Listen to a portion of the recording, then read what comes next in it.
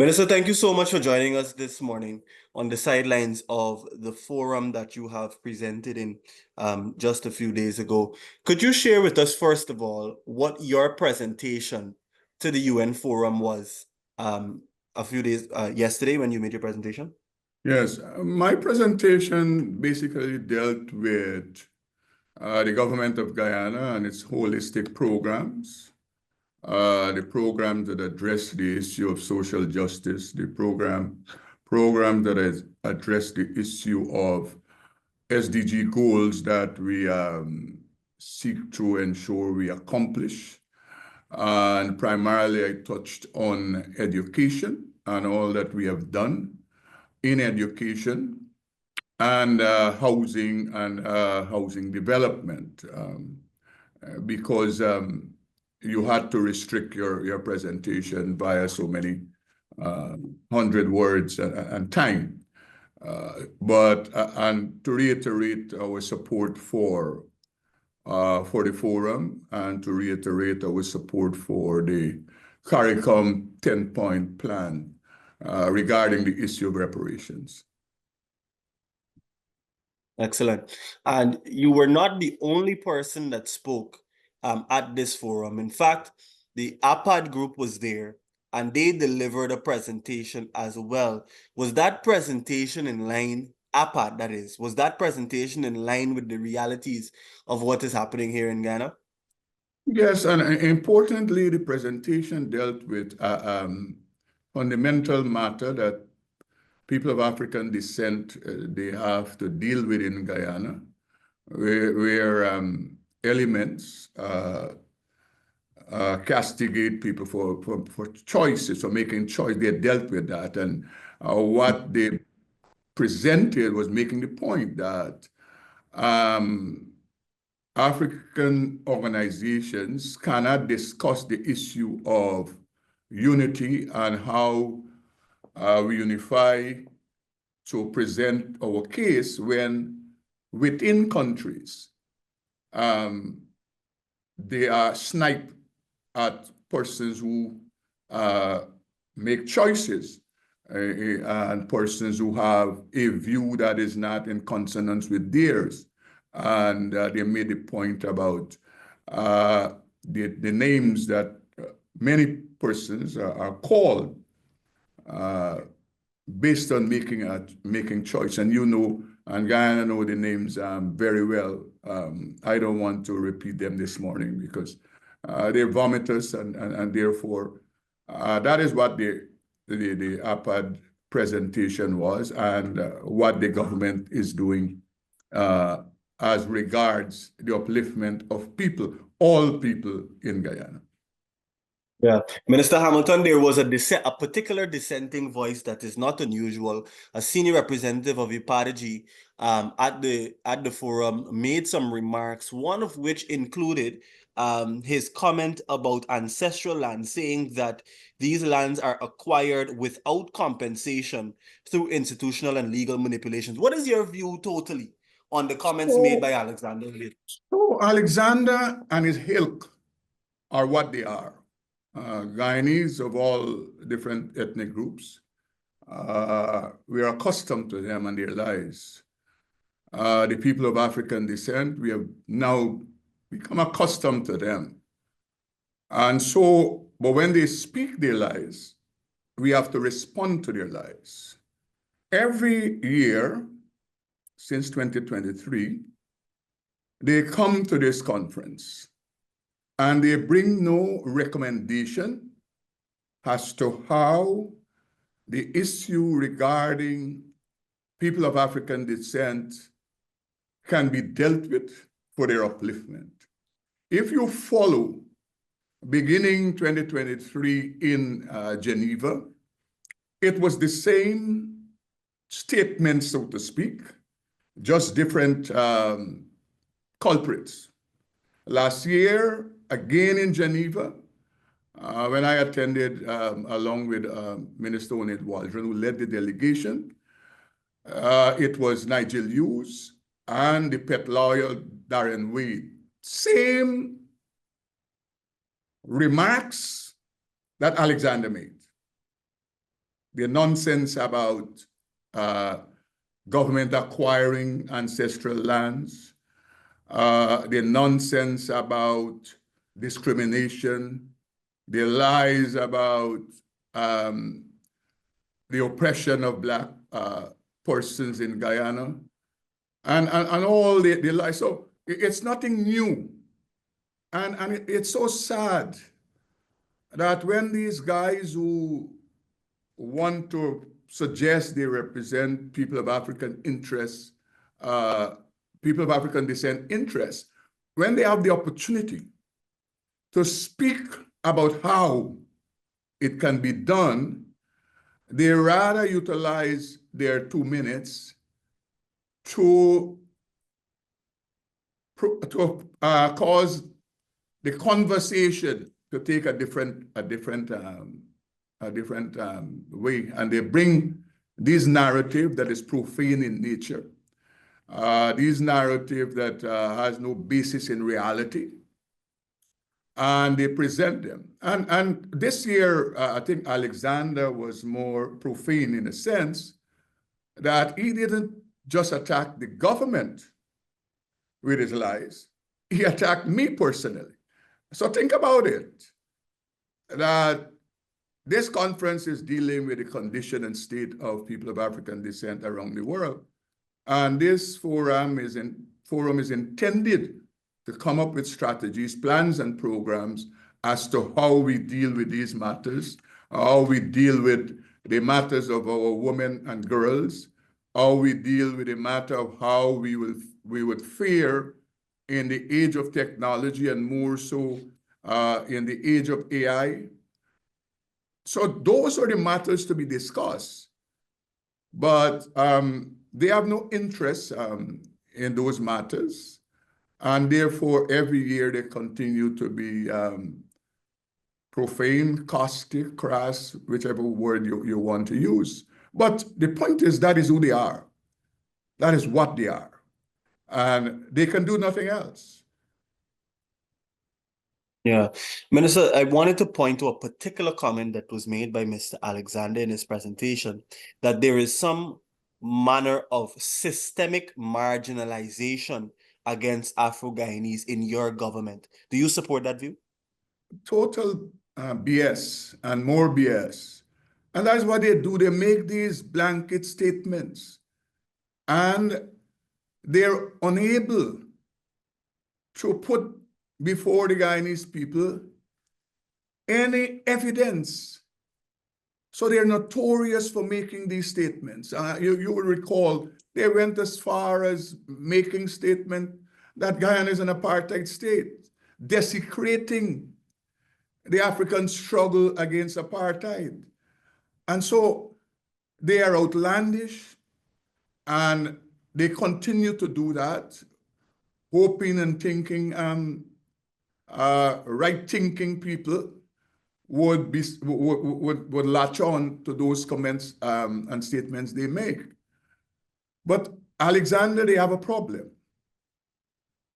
What is their problem? Look, they have assigned to themselves that they are the spokespersons for Afro-Guyanese. And daily, thousands of Afro-Guyanese are saying to them, you go to hell. You don't speak for me. I can speak for myself. And they have been speaking for themselves. If you look at current, over the weekend, the meetings the president and the vice president, they have had around the country, you would see the sum total of Guyana and what Guyana is. And you would note that hundreds of Afro-Guyanese, they come to those meetings and they speak on their behalf as to what are their problems, as to how the government can help to fix their problem, whether personally, whether in their village, in their community, in their municipality. And so these Alexander and his ilk, they have no relevance in the development of this country. And so they use their fallback position of peddling racism. That is, and again, people will recall that Alexander was the chief cook and bottle washer as a commissioner of the Elections Commission in 2020, who came out every day faithfully for 5 months to defend the attempt to rig an election. So Alexander has no moral authority to speak on anything. Did he not consider that thousands of the votes that he and his cabal at GCOM was seeking to disenfranchise, thousands of those persons were people of African descent? So these guys are what they are. And when he had his opportunity to defend democracy, he didn't. He chose the side of trying to rig an elections as a commissioner of the Guyanese Elections Commission. And he was the chief spokesman every afternoon, sometimes twice or thrice a day. He would come out to speak to the Guyanese people, trying to defend the shenanigans of Lowenfield and Myers and crew at the Guyanese Elections Commission. But regarding the subject at hand, again, Shaquan, you remember, he had opportunity to do for Black folks with $500 million that was made to him, available to him and his organization. And two of the things he did that are important to note and to remember. One, he brought one of his friends from New York and installed her as the CEO of the organization with a salary of $5,000 a month.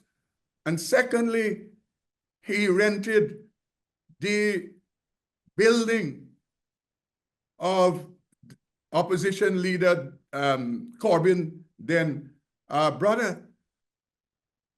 What did he do with $500 million? How many Black persons they helped to develop themselves? But he is angry, and he will continue to be angry as he loses relevance and his organization loses relevance. We expect him to become more angry. But we have come to this forum and to reiterate government's position on the activities of the forum and to reiterate government position as regards the support of the CARICOM 10-point program regarding the issue of reparation, and to put before the people at this forum government's work that we are doing. Right. Minister, I just wanted to give you, as we wrap up our conversation, just the last few minutes to speak particularly to what government has been doing and will continue to do to support the upliftment of Afro-Guyanese in the country. So, importantly, if you remember, regarding support of Afrocentric organizations, the government has been doing that in a deliberate way, making the money available to the organizations. So Alexander is no more a conduit. He has lost that franchise. And so that is one of the angry moments of him. Every year, the Ministry of Culture, Youth and Sports make available funds to Afro-Guyanese. But across the country, we have rolled out programs, educational programs, that will affect positively every Guyanese, including people of African descent. University of Guyana being free from this year, it will affect positively thousands and tens of thousands of Afro-Guyanese. The program the president just outlined, whereby all children going to school who will write CXC, the government will pay for their exam fees. right up to 8 subjects. There will be tens of thousands of Afro-Guyanese children and their families that will be affected positively. The government program, technical institutes, again, free for all Guyanese, all students. That will affect Afro-Guyanese positively. The children cash grant will affect tens of thousands of Afro-Guyanese children and family positively. The one-off cash grant just made available in the last several months. Tens of thousands of Afro-Guyanese have received cash grant. If we look at healthcare development, we would see thousands of Afro-Guyanese are being trained by the government across the spectrum in healthcare and all other areas of government programs and development. Housing, tens of thousands of Afro-Guyanese have benefited from government program. So the government program is holistic in nature. The government program is delivering to the Guyanese people. That includes people of African descent. And the Guyanese people of African descent are saying to the likes of Alexander, we don't need you to speak on our behalf. We are capable and able enough. And they're doing that, and they will continue to do that because they recognize that the likes of Alexander and his organization are self-serving. That is what they are. They are self-serving.